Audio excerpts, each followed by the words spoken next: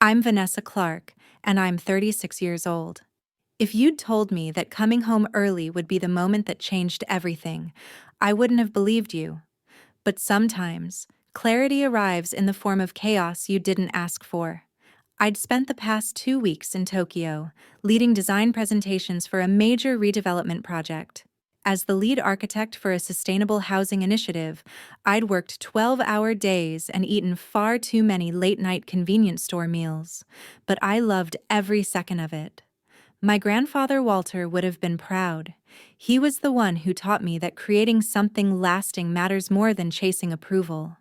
Grandpa Walter was a structural engineer, the old-school kind who drew by hand and measured twice before he ever cut once. When I was a kid, he'd let me sit at his drafting table in the Craftsman house he restored board by board. He used to say, "Vanessa, a house isn't just wood and nails. It's the story of everyone who cared enough to build it right." I never forgot that. So when he passed away 3 years ago, it shocked most of the family that he left the house solely to me. But to me, it felt like the most natural thing in the world. He knew how much that house meant to me. The quiet weekends spent cataloging his old blueprints, the afternoons when he taught me the difference between good work and perfect work. I tried to explain to my mother, Diana, that it wasn't about money or inheritance, but she only saw it as a slight. And my younger brother, Jason, made no effort to hide his resentment. He'd always been the charming one, the golden boy who drifted from one career scheme to another, while our mother funded every false start. Meanwhile, I was the serious child, the one who never asked for anything. I thought my accomplishments would be enough to earn their respect. But as I stood there that evening, suitcase in hand, watching cars choke both sides of Alderwood Avenue, I realized nothing I did had ever been enough.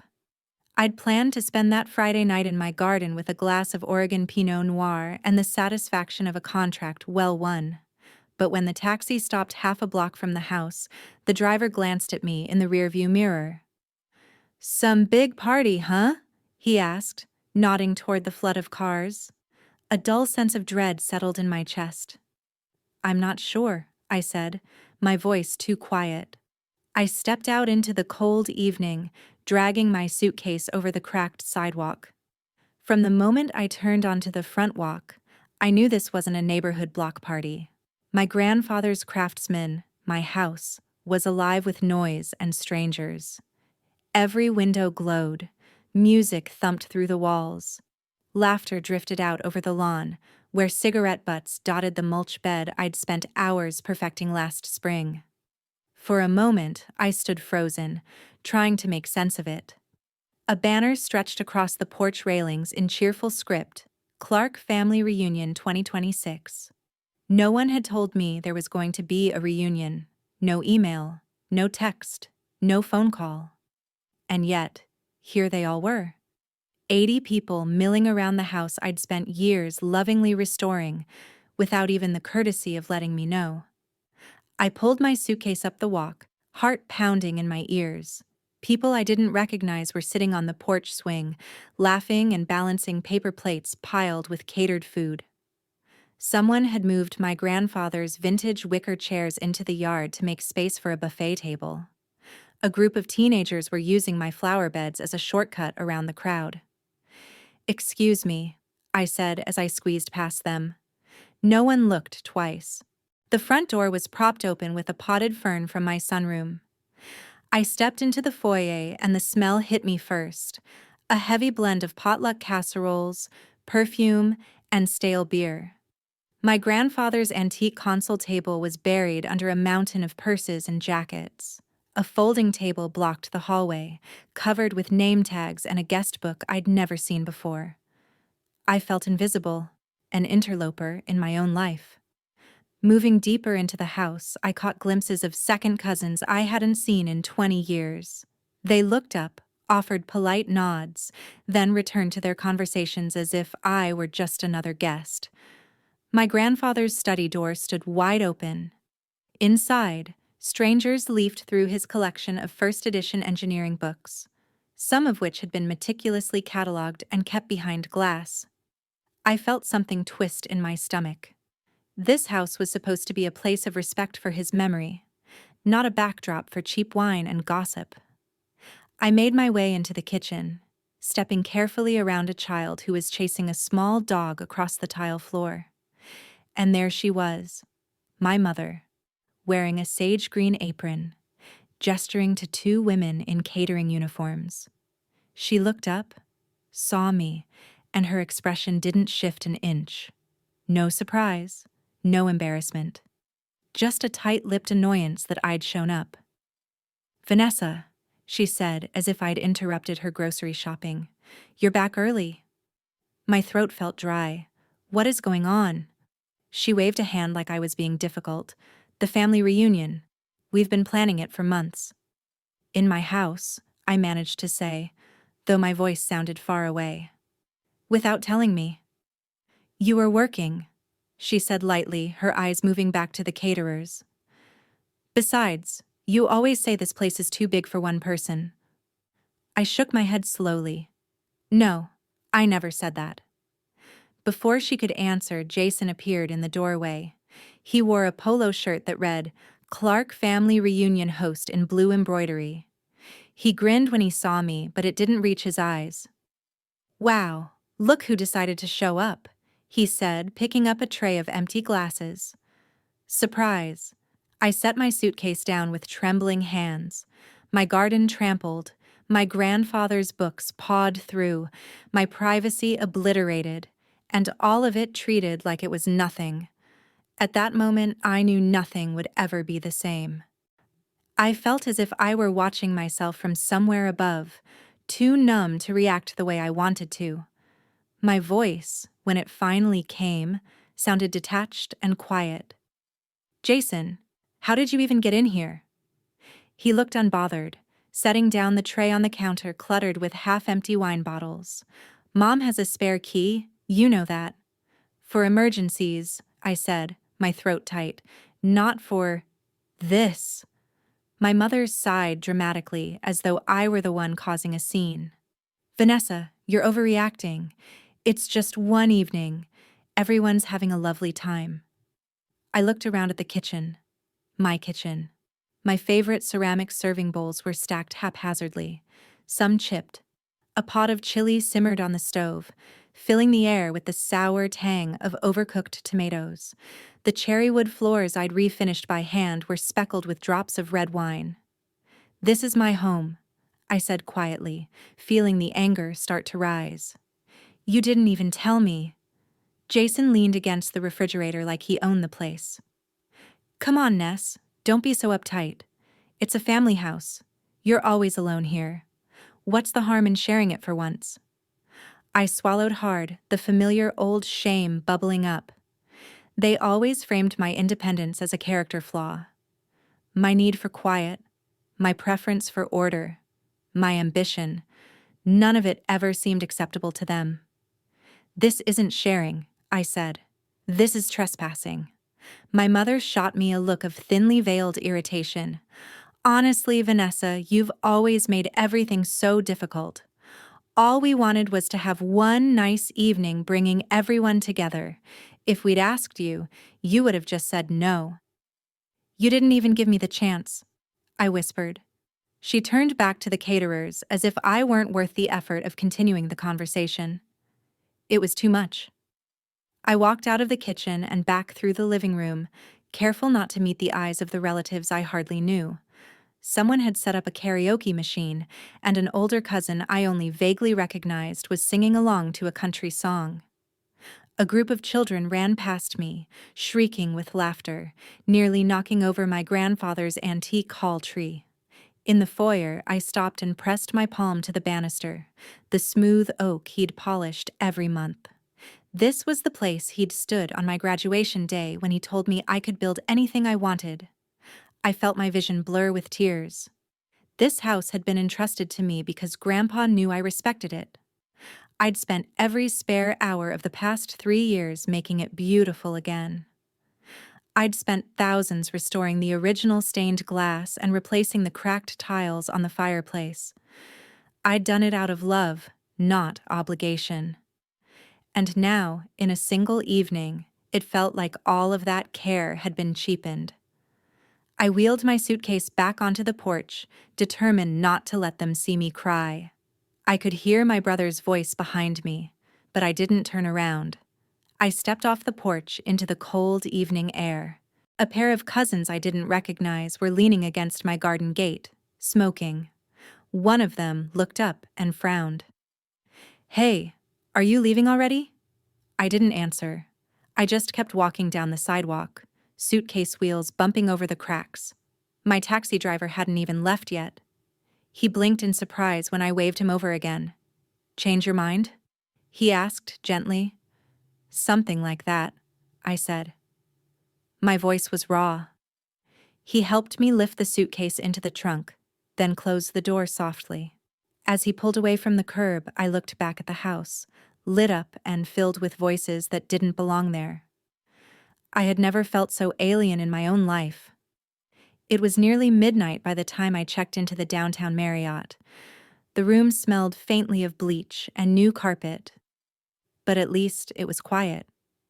I dropped my bag by the closet and sat on the edge of the bed, staring at the blank wall. The anger was gone, replaced by a bone-deep exhaustion. For as long as I could remember, I'd tried to keep the peace with my mother and Jason. I'd told myself that if I were patient enough, if I just worked hard enough, eventually they'd respect my boundaries. But looking around that sterile hotel room, I finally admitted the truth. Nothing I did would ever be enough for them. I pulled out my phone and scrolled through old photos, my grandfather standing beside me in the garden, smiling with quiet pride. The tulips we'd planted together in the shape of a compass. The library before I'd refinished the shelves. The home I loved wasn't just a place. It was a promise.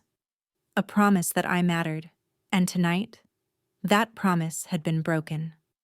I set the phone on the nightstand and lay back on the bed, staring up at the ceiling. My chest ached with a hollowness I couldn't put into words. If you've ever stood in the middle of a place you built with love and realized it no longer felt safe, you'll understand how I felt in that moment. I didn't know yet what I was going to do, but I knew one thing for sure. I couldn't pretend everything was fine anymore. I didn't sleep much that night. Every time I closed my eyes, I saw strangers in my garden and my mother waving me away like I was an inconvenience. By morning, the fog in my mind had cleared into something sharper, a quiet certainty that this wasn't an isolated event. It was just the most obvious example of how little my feelings had ever mattered to them. I made coffee in the hotel's little plastic machine and sat by the window, thinking back over all the moments that had led me here. When I was 8, my birthday party had ended in tears because Jason insisted on opening my gifts, and my mother laughed it off as boys being boys. When I was 16 and won a scholarship for a summer architecture camp, she told me I was too serious and should spend more time being normal. At 23, when I moved back to Portland after college, it wasn't to be near them. It was to be close to Grandpa Walter. He was the one who cheered for me when I got my license, who helped me pick out my first drafting table. Even after he left me the house, I tried to keep the family peace. I invited my mother and Jason for holidays. I offered to help Jason set up his landscaping business, though he'd declined when I suggested planning help instead of a blank check. All this time, I'd told myself that if I just worked harder to understand them, they would eventually meet me halfway. But the truth was, they had no intention of meeting me anywhere. The house was supposed to be my refuge. Instead, it had become just another place where I felt unworthy. I sipped the bitter hotel coffee, feeling a kind of tiredness that went beyond exhaustion. After a long moment, I picked up my phone and dialed the number I'd saved in my contacts months ago, just in case. "Hi, this is Vanessa Clark," I said when the call connected. My voice was steady in a way that surprised me. "You mentioned you might know a buyer for my grandfather's house. Is that still the case?" On the other end, my real estate agent, Laura Kim, sounded surprised but professional. I do. In fact, the buyers are still interested. Are you thinking about listing? I closed my eyes and took a slow breath. Yes, I said. I'm ready to discuss it. We set a time for her to come by that afternoon. When I hung up, I didn't feel triumphant. I felt grief, deep and heavy, but also a glimmer of relief. Maybe I hadn't failed. Maybe I was simply done letting other people trample what mattered to me. I packed up my suitcase and checked out of the hotel. As I drove back toward the house, I rehearsed what I would say. This isn't about revenge, I told myself. It's about reclaiming your peace. The driveway was mostly clear when I arrived. A single rental van idled near the curb, and I could see Jason and my mother in the front yard, sorting folding chairs. The party was over. I parked by the curb and sat in my car for a moment, gathering my courage. When I stepped onto the walkway, Jason straightened and gave me a wary look. You're back. Yes, I said. We need to talk. Diana looked up, her expression tightening. Vanessa, I don't have the energy for your dramatics this morning. This isn't dramatics, I said calmly. This is me telling you that what you did was unacceptable. She snorted as if I'd accused her of some minor inconvenience. You're being ridiculous. It was a family gathering. One evening? One evening where you invited 80 people into my home without asking, I said, my voice rising despite my best efforts to stay calm. Where you damaged my things. Where you treated me like I didn't matter. Jason folded his arms over his chest.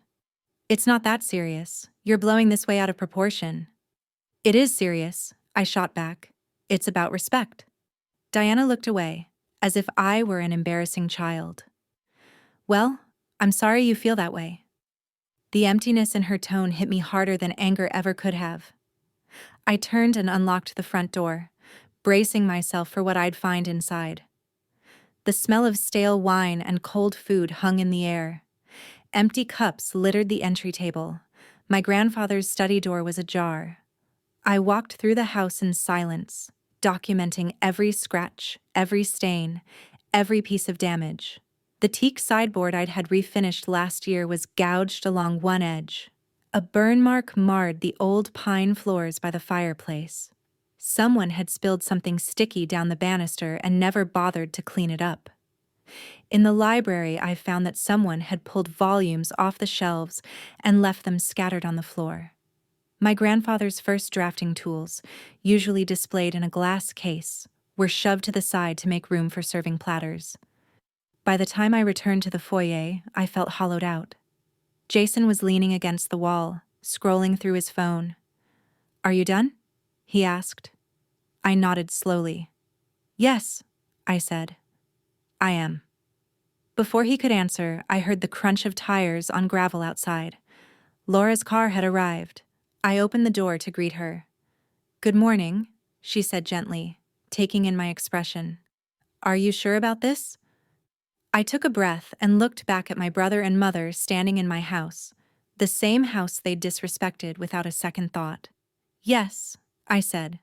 I'm sure. Laura stepped inside with a quiet professionalism that immediately calmed me. She set her leather portfolio on the console table, carefully nudging aside an abandoned paper plate. We can talk in the kitchen, I suggested. My voice sounded steadier than I felt. Diana trailed after us, her arms folded tightly across her chest. You're not actually doing this, Vanessa, she said. You're upset, and you're making a rash decision you'll regret. Laura glanced between us, then waited for me to speak. I've thought about it all night, I said calmly. This isn't rash, it's overdue. Jason came in behind her, his eyes narrowed. Selling Grandpa's house? Just because you can't handle one party? I turned to face him fully. This isn't about the party, Jason. It's about a lifetime of being dismissed. This house was supposed to be my place of peace, and you've shown me it never will be as long as you feel entitled to it. Diana's face tightened. That's dramatic. No, I replied, feeling something inside me settle into place. It's honest. Laura cleared her throat delicately. If you'd like, Vanessa, I can walk you through the process. There's an interested buyer, a couple who have been searching for a craftsman in this neighborhood for months. They can move quickly. Good, I said. I'd prefer to close as soon as possible. Jason threw up his hands. Unbelievable. You'd really sell the house over hurt feelings? I took a slow breath. I'd sell it over a lack of respect. Diana stepped closer, lowering her voice. Your grandfather would never have wanted this. My jaw clenched. Grandpa wanted me to be happy. He wanted this house cared for and cherished. He didn't want it used as a party venue by people who don't respect it. Or me. For once, she didn't have a ready retort. While Laura and I reviewed the paperwork, I heard Jason pacing behind us, muttering under his breath. I tried to tune him out, focusing instead on the crisp forms and the details of the sale: square footage, original hardwood, restored stained glass, all the things I'd poured my time and heart into. But as I initialed each page, I felt lighter. I was choosing myself. Finally. When the preliminary documents were signed, Laura promised to return later with the buyer for a walkthrough. She glanced pointedly at Diana and Jason before she left. I'd recommend starting to remove any personal belongings you'd like to keep, she said gently.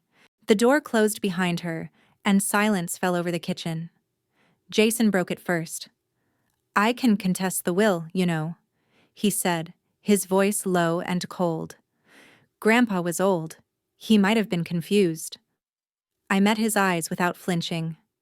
You had your chance to contest it.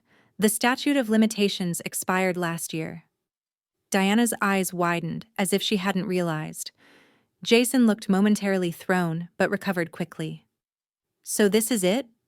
You're really going to throw us out? I shook my head. No.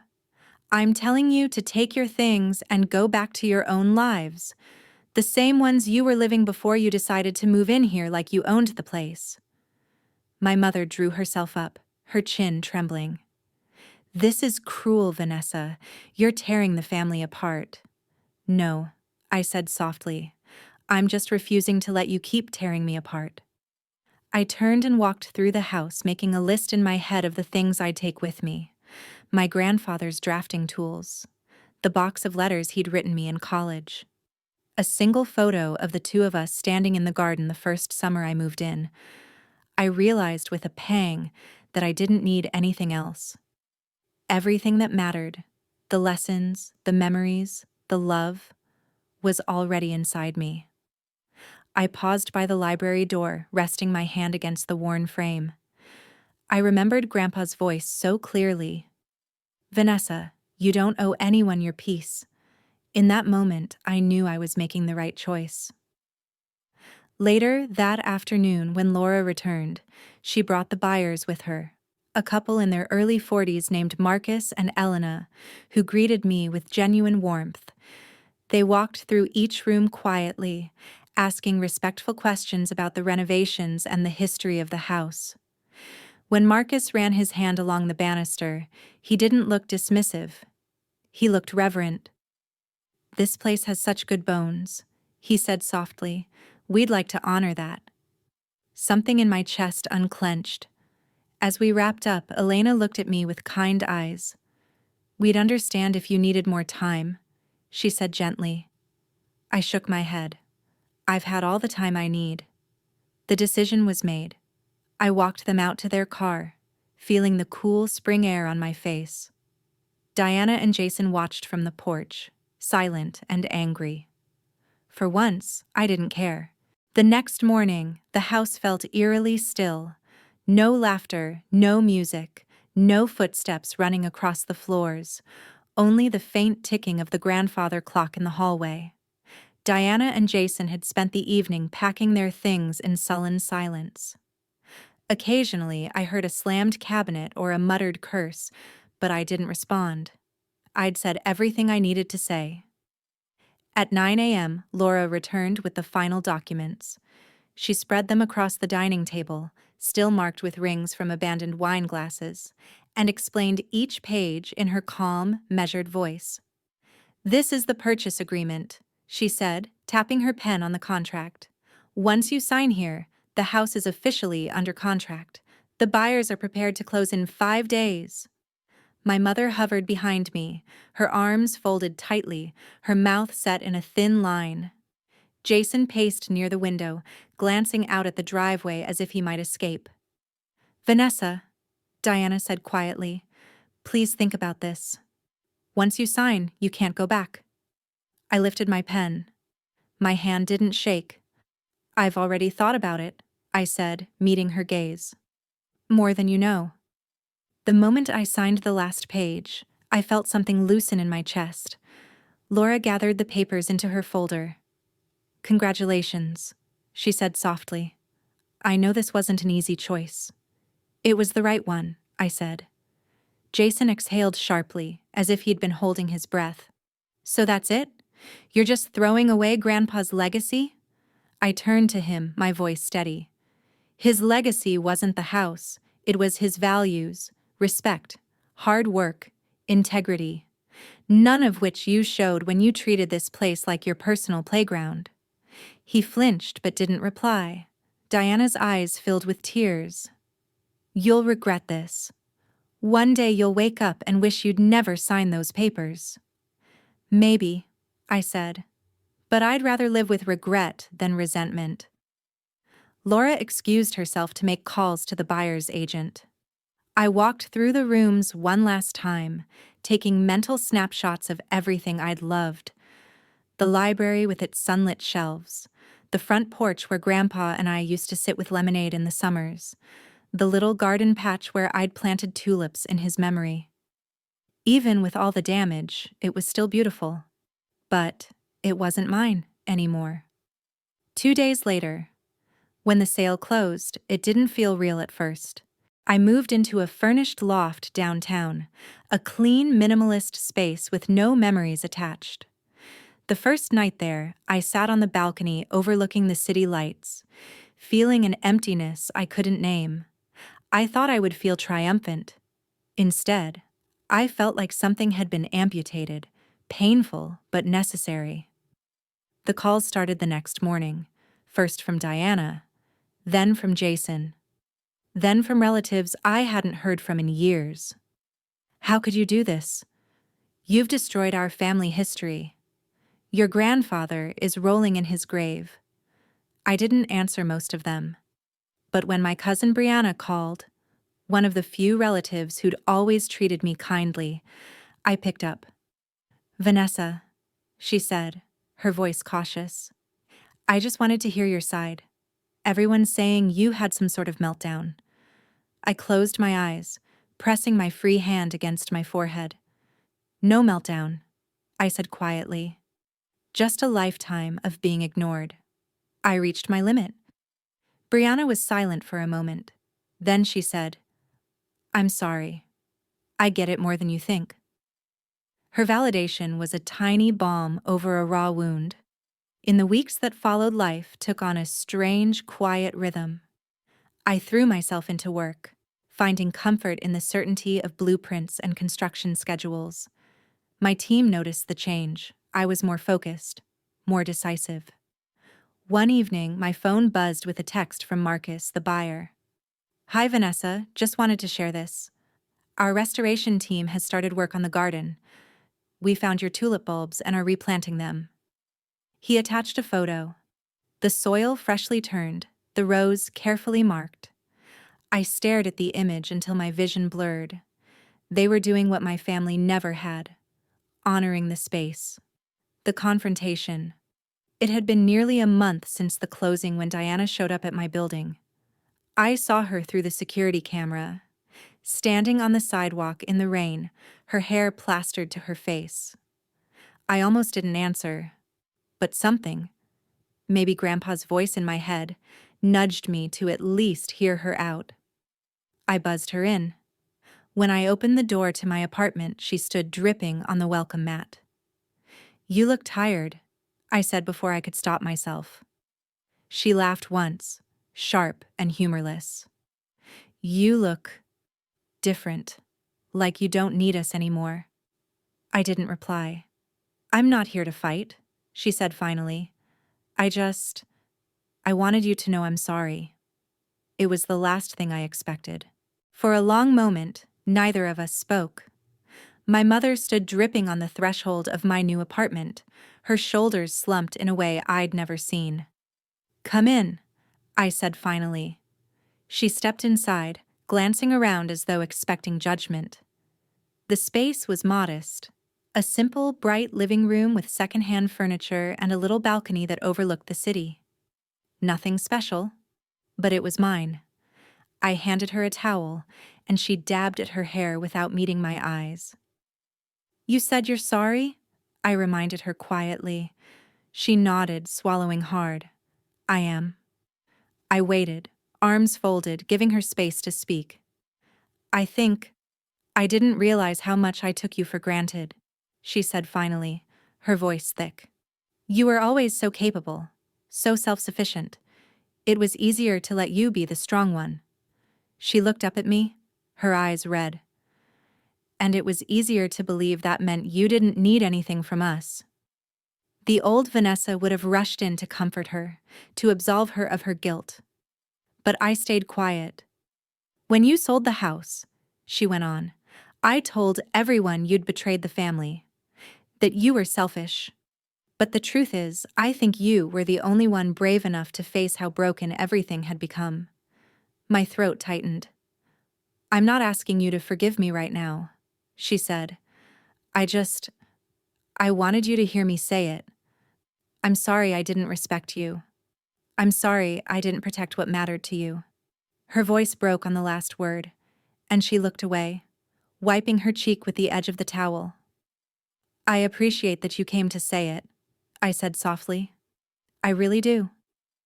She nodded, eyes on the floor. We stood there, the quiet stretching between us. Finally, she looked back at me. I don't expect you to trust me overnight. But maybe, when you're ready, we can try again. Different this time. I thought about Grandpa's words. You don't owe anyone your peace, but you can offer them grace if you choose.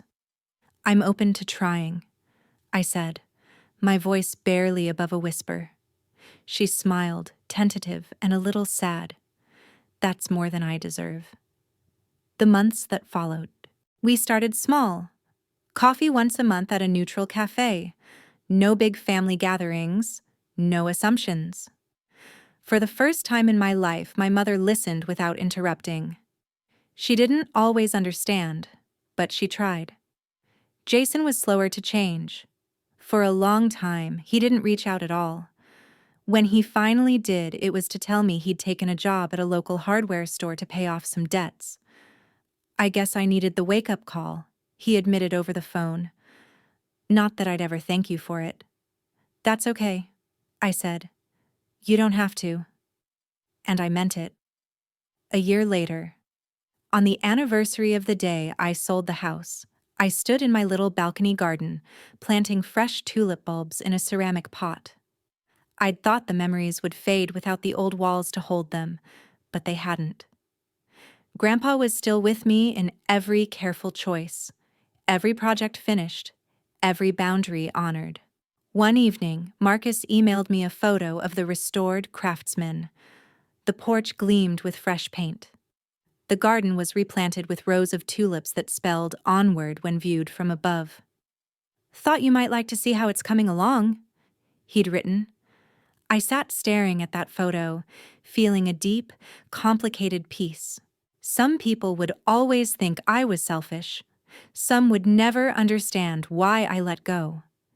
But the truth was, letting go was the first step to building something better. If you're listening, if you've made it this far, thank you for sharing this story with me. Maybe you've been there too, standing in a place that should feel like home but realizing it never really was. Maybe you've stayed silent to keep the peace or sacrificed yourself to make others comfortable. I want you to hear this. You are allowed to choose yourself. You are allowed to set boundaries. You are allowed to walk away from what no longer honors you. Family is important. But so is your peace. If my story resonates with you, share your experience in the comments. You never know who might need to hear that they're not alone. And if you're still in the middle of your story, wondering whether it's okay to let go, trust me, it is.